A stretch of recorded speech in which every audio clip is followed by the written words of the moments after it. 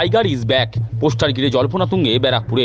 সামনেই লোকসভা নির্বাচন, কিন্তু নির্বাচন কমিশনের তরফে এখনও পর্যন্ত লোকসভা নির্বাচন নিয়ে বিজ্ঞপ্তি জারি হয়নি। তথাপি ব্যারাকপুর কেন্দ্রের প্রার্থী নিয়ে জোর চর্চা চলছে। প্রসঙ্গত, গত 21শে ফেব্রুয়ারি ব্যারাকপুর কেন্দ্রের বিধায়ক তথা পরিচালক রাজ চক্রবর্তীর জন্মদিন ছিল। তার জন্মদিন উপলক্ষে ব্যারাকপুর জুড়ে পোস্টার পড়েছিল। এবার ব্যারাকপুরে জনতার রাজ, অর্থাৎ রাজ অনুগামীরা প্রার্থী হিসেবে বিধায়কের নাম বাজারে ভাসিয়ে দিতে চাইছেন। এবার পাল্টা পোস্টার ঘিরে সরগরম ব্যারাকপুর। রবিবার সকাল থেকে ব্যারাকপুর লোকসভা কেন্দ্রের বিভিন্ন প্রান্তে এবার সাংসদ অর্জুন সিংয়ের সমর্থনে পড়ল পোস্টার। সেই পোস্টারে উল্লেখ, টাইগার ইজ ব্যাক। সাংসদের সমর্থনে লাগানো পোস্টার ঘিরে রাজনৈতিক মহলে জোর চর্চা শুরু হয়ে গেছে। এই পোস্টার নিয়ে জগদ্দল শহর তৃণমূল সভাপতি হিমাংশু সরকারের প্রতিক্রিয়া। ব্যারাকপুরের বিধায়কের জন্মদিনকে কেন্দ্র করে কেউ কেউ বিভ্রান্তি ছড়ানোর চেষ্টা করছে। সামনেই লোকসভা নির্বাচন, তাই ওরা বিজেপিকে সুবিধা পাইয়ে দিতে চাইছে। প্রোগ্রামে এক শ্রেণী দলকে ক্ষতি করার চেষ্টা করছে। কিন্তু ব্যাপারটা হচ্ছে, এই জন্মদিনকে কেন্দ্র করে কিছু লোক তারা এটাকে বলা যেতে পারে যে জন্মদিনের থেকে একটা রাজনৈতিকভাবে বিভ্রান্ত তৈরি করার জন্য আমাদের, বিশেষ করে আমাদের দলের মধ্যে, তারা আমাদের মাননীয় মুখ্যমন্ত্রী এবং আমাদের যুবনেতা অভিষেক ব্যানার্জির ছবি লাগিয়ে বিভিন্ন জায়গায় পোস্টারিং করা হয়েছে। দেখা যাচ্ছে যে আমডাঙ্গা বিধানসভার নাগরিকবৃন্দর নামে জগদ্দল বিধানসভায় ফ্লেক্স লাগানো হচ্ছে। আমডাঙ্গার লোকেরা যদি ফ্লেক্সই লাগাবে, তাহলে জগদ্দল বিধানসভায় কেন লাগাতে আসবে? তারা আমডাঙ্গা বিধানসভায় বা ওনার বাড়ির আশেপাশে লাগাবে।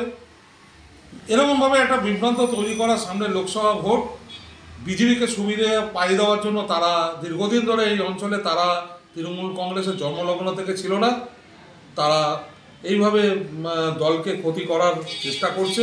এটা দীর্ঘদিন ধরে। হিমাংশুর কথায়, বাঘের মতো যিনি লড়াই করেন রাজনৈতিক আঙ্গিনায়, তিনিই তো বাঘ।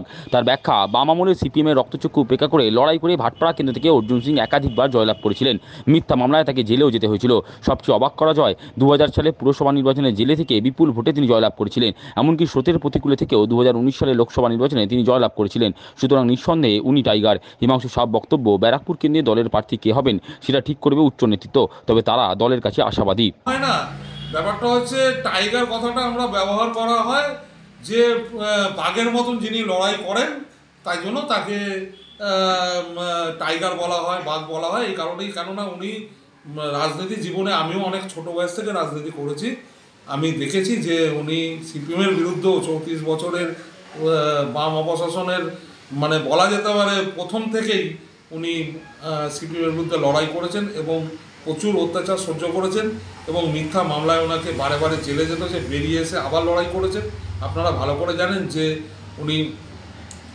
ওনাকে জেলে পাঠিয়ে দেওয়া হয়েছিল, সেখান থেকে উনি পৌরসভা নির্বাচিত হয়েছিলেন এবং 2001 থেকে উনি সিপিএমের বাম জামানায় বিধায়ক ছিলেন। এবং আপনারা জানেন 2006 সালে যখন আমাদের দলের একটা বিপর্যয় এসেছিল, আমাদের বিধানসভায় 29টা সিট ছিল, আপনারা জানেন যে ভাটপাড়া বিধানসভায় একজন প্রার্থী মারা যাওয়ার জন্য একটা বাই ইলেকশন হয়েছিল। কিন্তু সারা পশ্চিমবাংলায় 235খানা সিট বামফ্রন্ট পেয়েছিল, কিন্তু আমরা 29টা সিট পেয়েছিলাম। বিরোধী দলের মর্যাদা পাওয়ার জন্য যে বাই ইলেকশনের সেই সিটটা কিন্তু উনি সিপিএমের কাছ থেকে ছিনিয়ে নিয়েছিল। এই জন্য ওনাকে আমাদের, বিশেষ করে যে তৃণমূল কংগ্রেসের কর্মীরা এবং মানুষরা বাঘ হিসাবে উল্লেখ করে, এটা ঠিকই আছে, কোনো অসুবিধা। আপনারা চাইছেন কি তাহলে সাংসদকে আবার পুনরায় প্রার্থী হিসেবে? সেটা দেখুন, প্রার্থী তো দল ঠিক করবে। যেহেতু আমি একটা দলের দায়িত্বে আছি, এইভাবে প্রকাশ্যে বলাটা ঠিক না। অবশ্যই আমরা আশা রাখবো দলের কাছে, কেননা দেখুন উনি তো কাজ করেছেন এবং এখানকার সিটিং এমপি, সেই হিসাবে এটা তো আমাদের আশা রাখতেই পারি।